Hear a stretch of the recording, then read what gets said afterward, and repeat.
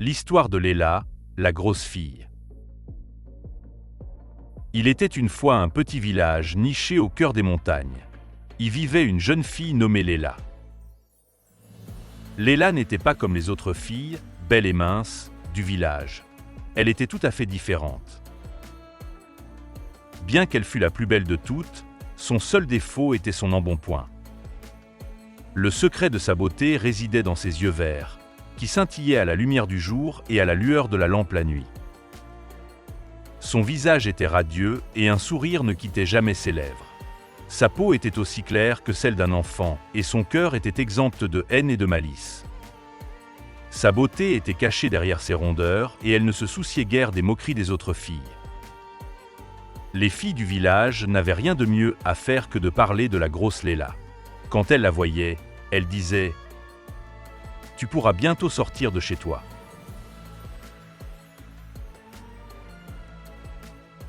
« Dites ce que vous voulez de moi, » répondait-elle, « je sais que je suis la plus belle de tout le village. Belle Léla, ta beauté nous éblouit. Elle nous submerge. »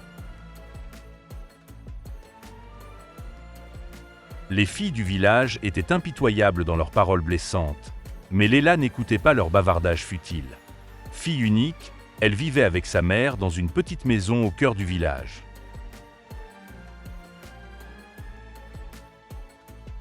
Sa mère n'appréciait guère la façon dont les filles du village persécutaient sa fille Léla et lui disait « Mange moins, ma fille, car j'ai peur que tu me manges un jour. » « Veux-tu que je meure de l'intérieur, maman ? Je veux savoir pour qui tu élèves cette graisse et cette chair. N'as-tu donc aucune dignité ? Qui voudra de toi dans cet état ?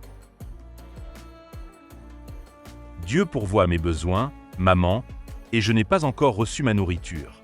J'épouserai le maître des hommes, et lorsqu'il croisera mon regard, il sera instantanément conquis et m'épousera.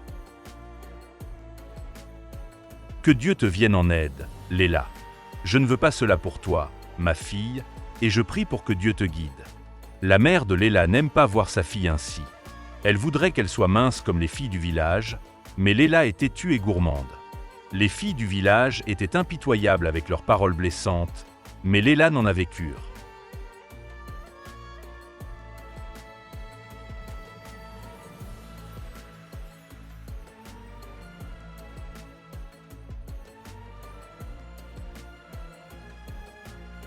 Léla, ô Léla, à quoi ressemblera le malheureux chanceux qui t'épousera ?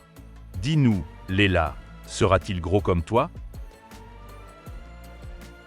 Oh, les filles, si seulement nous savions à quoi ressemblera mon mari. Je le veux comme le sultan, fort, maniant l'épée, et craint de tous pour me protéger du mal. Je veux qu'il ressemble au sultan. S'il te plaît, Léla, tais-toi. Je meurs de rire. Et où as-tu vu le sultan ?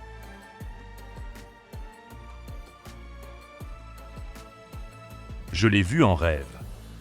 Le jour où le sultan te verra, il s'enfuira ou son cœur s'arrêtera.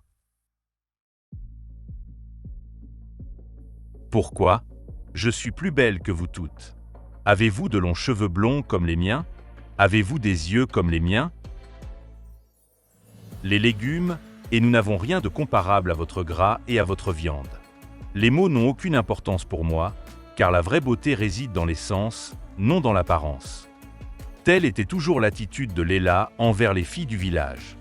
Un jour, un messager du palais du sultan vint proclamer dans le village, aux gens du village, le sultan Maoulay Ibrahim annonce qu'une fête aura lieu au palais, et toutes les filles du village doivent y assister car le sultan choisira une épouse, celle qui deviendra la sultane de son palais. Que celles qui sont présentes préviennent les absentes.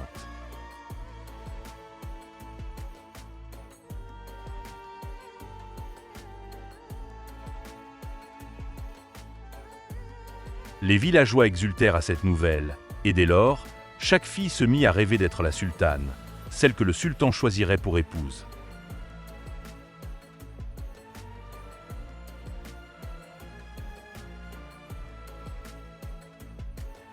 Oh, je suis si heureuse, les filles. Je ne sais pas ce que je porterai ce soir-là. Je porterai une robe de soie noire ornée de couleurs vives, et je teindrai mes cheveux au henné pour qu'ils deviennent rouges.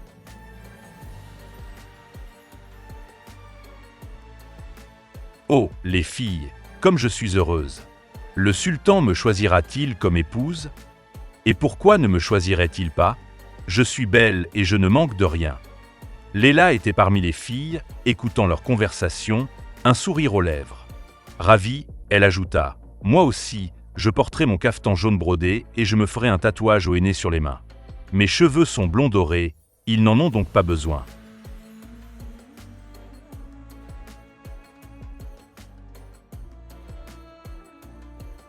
S'il te plaît, Léla, ne me dis pas que tu vas à la fête.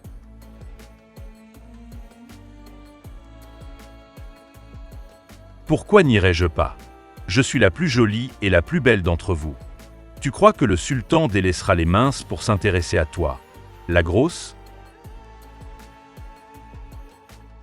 Léla, indifférente à leurs paroles, courut vers sa mère, l'appelant à grands cris « C'est une merveilleuse nouvelle, maman. Je suis si heureuse. Le sultan donne une fête à son palais, et toutes les filles du village seront là pour qu'il puisse choisir une épouse.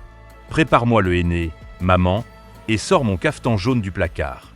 Je suis si heureuse, maman. » Ma fille, tu iras à la fête habillée comme ça. Oui, maman, qu'y a-t-il de mal à ce que je sois habillée?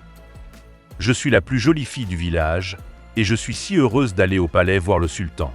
Là-bas, la nourriture sera délicieuse, bien meilleure que la tienne, maman. Ça ne te suffit pas qu'on se moque de toi au village? Tu veux qu'on se moque de toi aussi au palais du sultan? Le sultan est-il aveugle pour quitter les filles minces et te regarder? C'est absurde, maman, et personne ne m'empêchera d'aller au palais du sultan. Je prie pour que Dieu te guide, ma fille. Léla était furieuse car les filles du village allaient à la fête, mais sa mère lui avait interdit de se préparer et d'y aller. Léla n'avait jamais entendu un mot gentil de sa vie, pas même de sa mère. Le jeudi soir, soir de la fête, Léla sortit son cafetan du placard sans que sa mère la voie et le glissa sous son oreiller.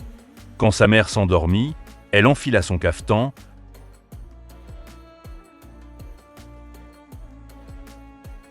puis se faufila hors de la maison en direction du palais du sultan.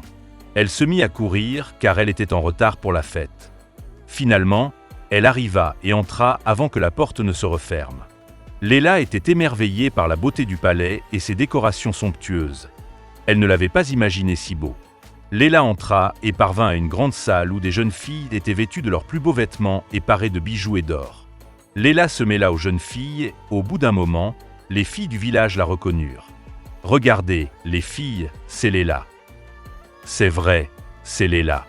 Allons la voir. » Les filles virent Léla et se mirent à rire d'elle. Elles s'approchèrent et lui dirent « Pourquoi es-tu venue, Léla?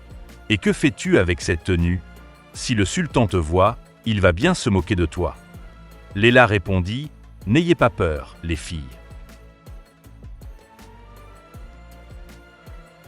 Si le sultan me voit, il tombera instantanément amoureux de moi. Oui, le sultan tombera amoureux de toi. » Nous lui dîmes « Si tu veux que le sultan tombe amoureux de toi, Léla, fais comme la sultane Hurrem avec le sultan Soliman.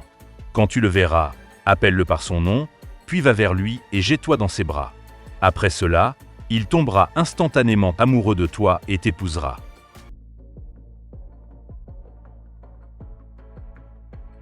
Léla demanda « Si je fais ce que vous me dites, le sultan m'épousera-t-il vraiment? » Nous répondîmes « Oui, fais ce que je te dis, et tu verras. » Les filles se moquaient d'elle, mais Léla, dans sa naïveté et sa simplicité, les crut. Léla s'enthousiasma et commença à s'imaginer dans les bras du sultan. À ce moment précis, le sultan entra. Toutes les jeunes filles furent subjuguées par sa beauté, sa force et son charisme. Il se mit à déambuler parmi elles, admirant leur beauté. Lorsqu'il s'approcha de Léla, elle l'appela. Le sultan, déconcerté, s'arrêta pour voir qui l'avait appelé. Léla apparut devant lui, le contemplant avec des yeux aussi beaux que ceux de n'importe quelle autre fille du village. Léla regarda le sultan, les yeux brillants d'amour. Après un instant, elle feignit de s'évanouir et tomba dans ses bras. Terrifié par la scène, le sultan tenta de la rattraper, mais il s'écroula et Léla lui tomba dessus.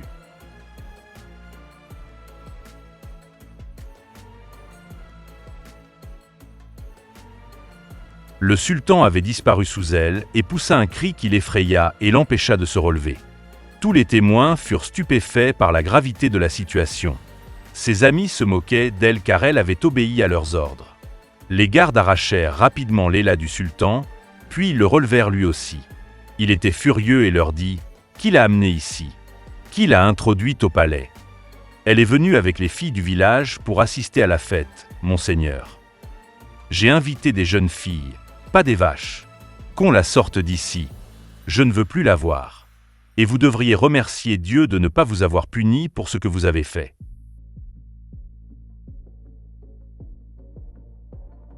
Pardonnez-moi, monseigneur. Je pensais que vous étiez différent, que vous ne vous souciez pas des apparences, mais il me semble que tout le monde me méprise à cause de mon apparence. Et maintenant, vous me confirmez, monseigneur, que la faute est la mienne et non la vôtre.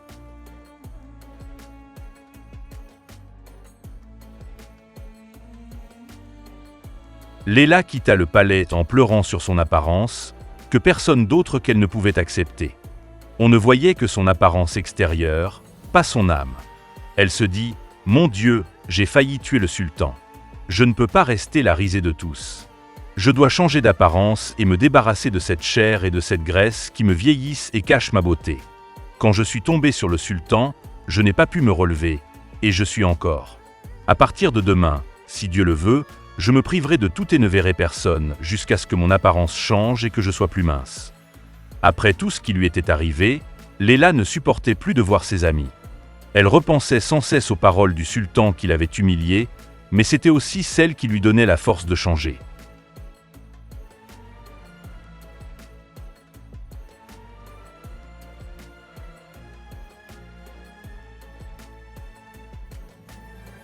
Quant au sultan, il continuait sa fête en pensant à Leila. Il ignorait d'où elle venait et où elle vivait, et il regrettait les paroles blessantes qu'il lui avait adressées. Il pensa à Leila tout au long de la fête et à ce qu'elle lui avait dit. Aucune des jeunes filles invitées ne lui plaisait, aussi reporta-t-il son mariage. Leila disparut de la circulation et resta cloîtrée chez elle, ne sortant plus. Chaque fois que ses amis s'enquéraient d'elle, sa mère leur disait qu'elle était malade ou qu'elle dormait, et s'excusait à chaque fois pour qu'elle ne la voie pas, jusqu'à ce qu'elle les stupéfie avec le résultat. Leila commença un régime, mangeant très peu et bougeant beaucoup, faisant elle-même toutes les tâches ménagères pour maigrir. Lorsqu'elle avait envie de manger, elle se souvenait des paroles du sultan lors de la fête et s'arrêtait de manger. Lorsqu'elle avait faim, elle imaginait sa nouvelle apparence. Elle le désirait ardemment et oubliait de manger. Leila continua ainsi mois après mois jusqu'à obtenir le résultat qu'elle désirait. Elle devint la plus belle fille du village, rayonnante de grâce et de légèreté.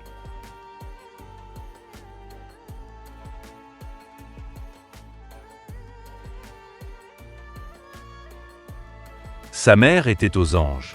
« Que Dieu te bénisse. Ton obésité cachait ta beauté, ma fille. Tu es devenue la plus belle fille du village. Que Dieu te protège, ma fille. Tu as raison, maman. L'obésité n'apporte aucun réconfort. Maintenant, je suis légère et je peux me déplacer avec une telle agilité. Quand les filles te verront, ma fille, elles seront stupéfaites par ta nouvelle apparence. Oui, elles connaîtront enfin la vraie Leila, celle qu'elle méprisait, harcelait et dont elle se moquait. » Après de longs mois passés cachés et au régime, Leila sortit pour la première fois avec sa mère au marché. Tous ceux qui la virent furent émerveillés par sa beauté et ne la reconnurent pas. Les filles du village, elles aussi, ne la reconnurent pas lorsqu'elles la virent pour la première fois. « Qui est cette belle fille à côté de la mère de Leila? Nous ne l'avons jamais vue au village. Dieu la bénisse. Elle est si belle. Si seulement elle restait avec nous. » Les hommes du village se disputeraient sa beauté. Vous ne voyez pas, les filles? Elle ressemble trait pour trait à Leila. Êtes-vous aveugle?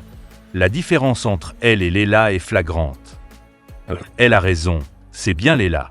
Regardez-la, les filles. Allez, rattrapons-la pour en être sûrs. Les filles se précipitèrent vers Leila et sa mère pour confirmer son identité. Était-ce vraiment Leila ou une autre fille? Elles lui demandèrent sans hésiter. « Qu'est-ce qui se passe, Leila? On venait souvent chez toi pour prendre de tes nouvelles. Et ta tante nous disait que tu n'étais pas là, ou que tu étais malade ou que tu dormais. Pourquoi nous mentais-tu, Leila? Qu'est-ce qui ne va pas, Léla? Tu as peur qu'on te jette un mauvais sort? Silence, les filles. Dis-moi, mon amie Léla, comment as-tu fait pour être aussi belle? Tu es encore plus belle.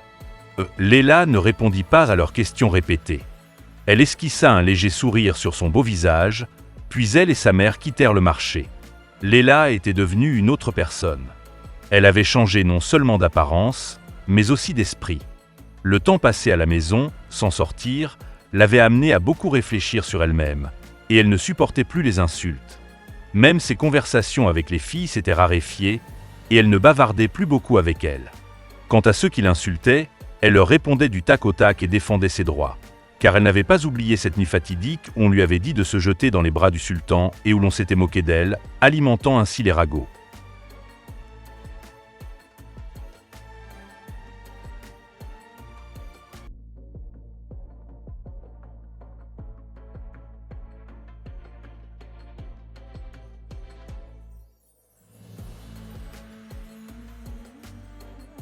Un jour, Léla se lavait ses longs cheveux blonds au bord de la vallée. Le même jour, le sultan Ibrahim se promenait seul, sans ses gardes, déguisé pour ne pas être reconnu. Par hasard, il aperçut Léla qui se lavait les cheveux et fut très impressionné. Il n'avait jamais vu une telle beauté et l'observa de loin. Au bout d'un moment, une vieille femme apparut, souhaitant traverser la vallée. Léla la vit, lui prit les cheveux, la porta sur son dos et traversa la vallée avec elle. La femme la remercia et s'en alla. Le sultan fut très impressionné par le geste de Léla. Il n'avait jamais vu de fille aussi belle, forte et courageuse que Léla.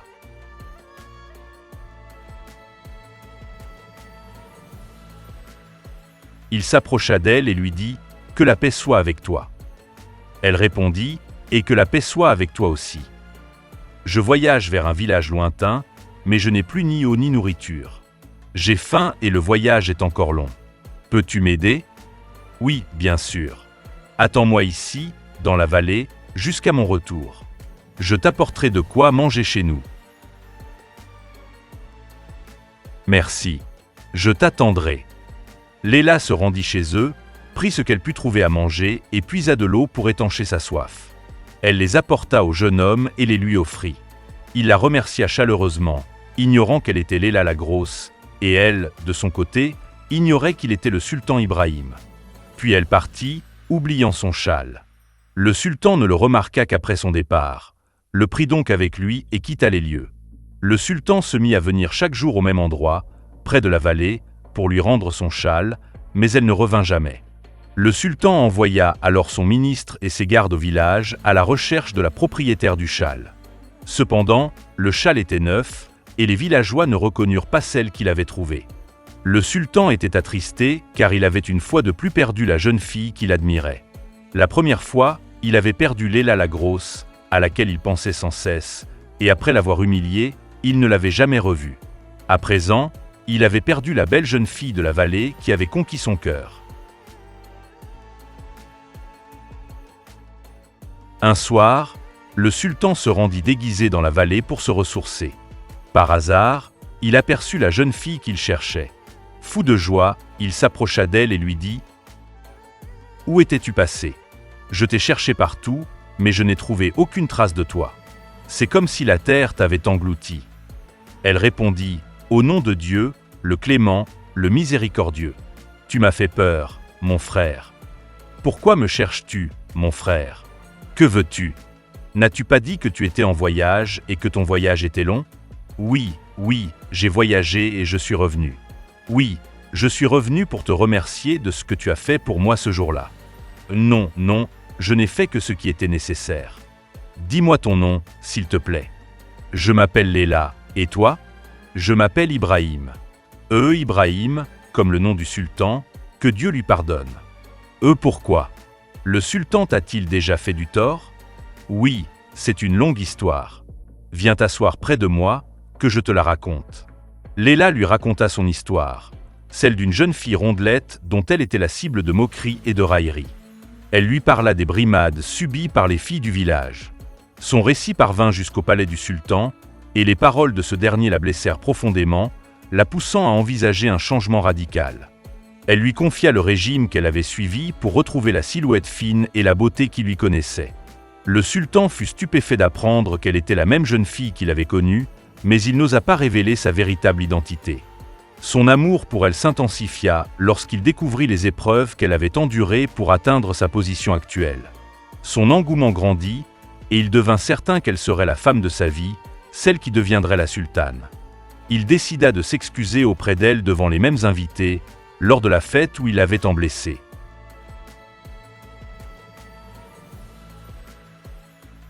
Le sultan se rendit à son palais et envoya aussitôt un messager confirmer la présence de toutes les filles du village. Cette fois, il choisirait son épouse parmi les invités. La nouvelle se répandit comme une traînée de poudre et Léla refusa d'y assister.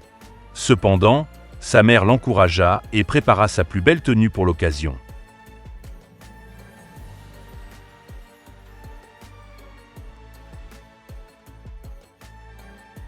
Non, maman, je n'irai plus au palais du sultan. As-tu oublié ce qui m'est arrivé à la dernière fête? Tout le monde s'est moqué de moi. Ma fille, tu es maintenant la plus belle fille du village. Si le sultan ne voit pas ta beauté, sache qu'il est aveugle. Je suis certaine que tu deviendras sultane. Je t'en prie, ma fille, va à la fête. Léla se rendit à la fête, resplendissante. Sa beauté éblouissait tous ceux qui la voyaient. Qu'en penserait le sultan? Quant aux jeunes filles du village, elles furent subjuguées par sa beauté envoûtante. Au bout d'un moment, le sultan entra dans la salle de réception et tous les regards se tournèrent vers lui, sauf celui de Léla, qui fixait le sol lorsqu'elle sentit une grande ombre se dessiner devant elle.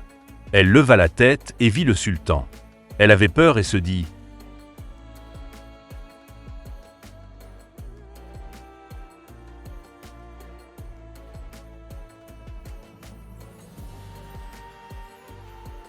J'espère de tout cœur qu'il ne sait pas que je suis la grosse fille, car s'il me reconnaît, il me chassera. J'espère de tout cœur que c'est pour le mieux. » Le sultan se tenait devant Léla, sourit et dit « Léla, je te remercie pour le repas que tu m'as donné dans la vallée quand j'avais faim, et c'est grâce à l'histoire que tu m'as racontée que j'ai organisé cette fête pour me faire pardonner et te présenter mes excuses devant tout le monde pour ce que j'ai fait cette nuit-là. »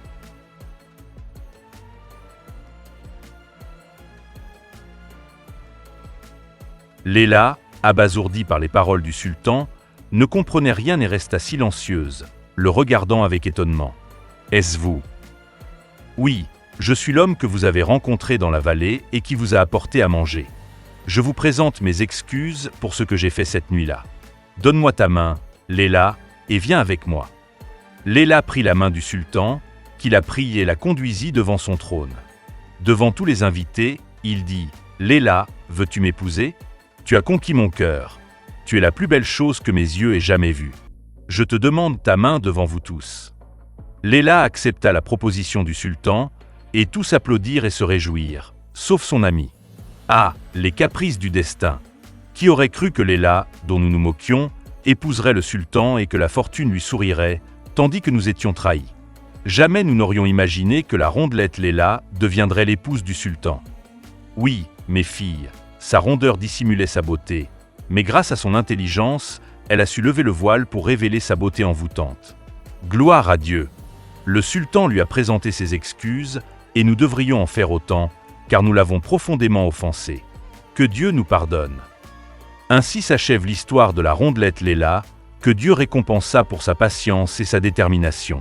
Ainsi, mon histoire a voyagé de vallée en vallée jusqu'à vous, mes chers amis. Alors, priez pour le prophète et aimez cette publication.